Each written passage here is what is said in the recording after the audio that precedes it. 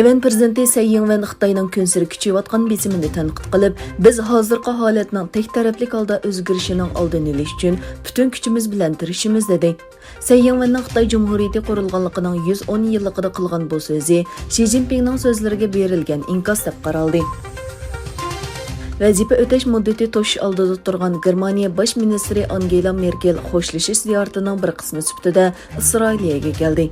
Merkel ziyorat jarayonida Isroiliya prezidenti Herzog, bosh ministr Naftali Bennett va tashqi ishlar ministri Yair Lapid bilan ko'rishdi. İtaliya poytaxti Rimda Xitoy virusiga qarshi vaksina emlatganligi yoki tekshirilganligini isbotlaydigan yeshil pasport siyosatiga qarshi keng ko'lamlik namoyish o'tkazildi.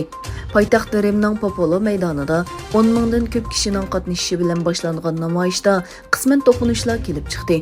Bir to'p namoyishchilar Italiya bosh savdo birlashmasining markaziga hujum qilib, buzg'unchilik qildi.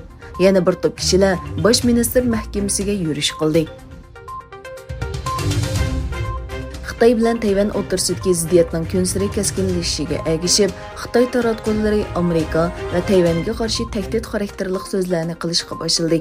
Xitoy Kompartiyasining zuvoni bo'lgan Yer shari vaqt gazetida e'lon qilgan bir maqolada Tayvan bilan Xitoy orasida urush portlab qolsa, tunji bo'lib ziyonga uchraydiganlarning Amerikaning maxfiy o'rinlashtirgan askarlari ekanligini o'tirib qo'ydi.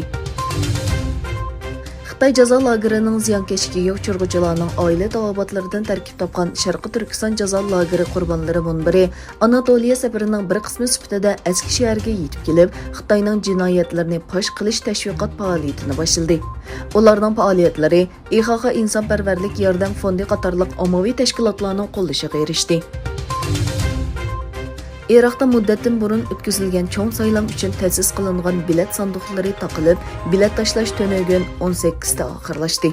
Saylam natijasining 24 soat ichida e'lon qilinishi mo'ljallanmoqda. Rossiya taratqullarining xabariga qaraganda, yakshanba kuni Tatariston Jumhuriyatida bir to'shig'icha aeroplan tushib ketib, kam deganda 16 odam qazo qilgan, 7 odam yaralangan. Rossiya Federatsiyasi Jiddiy ahvol ministrligi aeroplanida 23 nafar parashyutdan sakrash tanharakatchisining borligi dalillandi.